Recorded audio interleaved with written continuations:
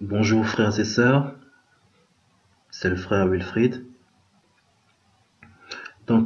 Aujourd'hui j'ai eu envie de répondre à une question que beaucoup de chrétiens se posent souvent.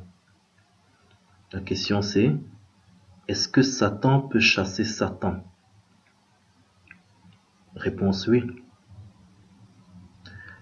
Maintenant, est-ce que Satan peut chasser Satan définitivement? Réponse non. Je m'explique.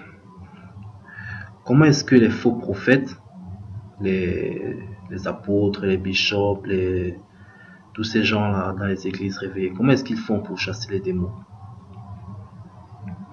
C'est très simple. Dans le monde de Satan, c'est comme une armée, d'accord?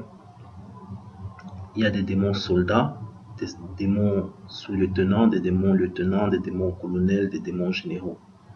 En fait, c'est gradé, d'accord? Et les démons moins gradés sont soumis à l'autorité des démons supérieurs. Donc, les faux prophètes, tous ces gens, ils ont des mentors, ils ont pour mentors des démons supérieurs, d'accord? Des démons généraux. Donc, ils traitent avec des démons généraux.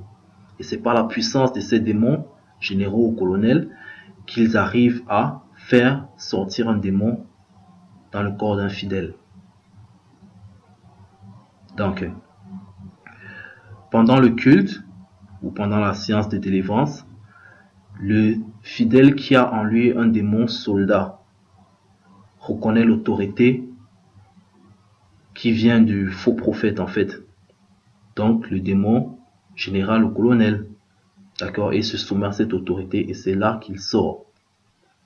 Donc, la bonne nouvelle dans ça, c'est que il n'y a que dans Christ Jésus que nous avons la véritable délivrance. Le Seigneur Jésus nous explique que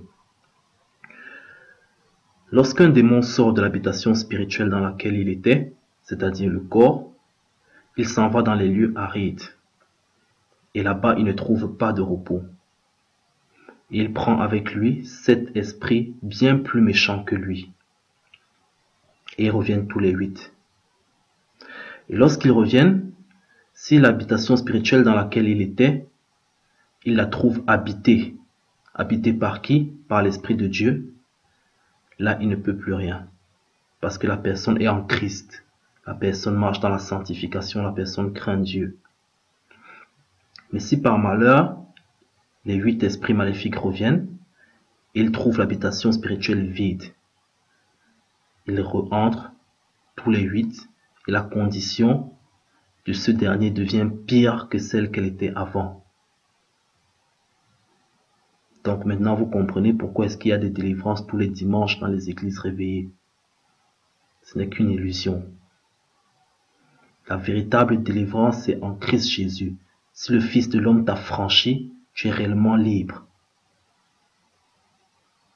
Donc maintenant tu comprends, vous comprenez comment les faux prophètes font pour chasser les démons. Soyez bénis frères et sœurs.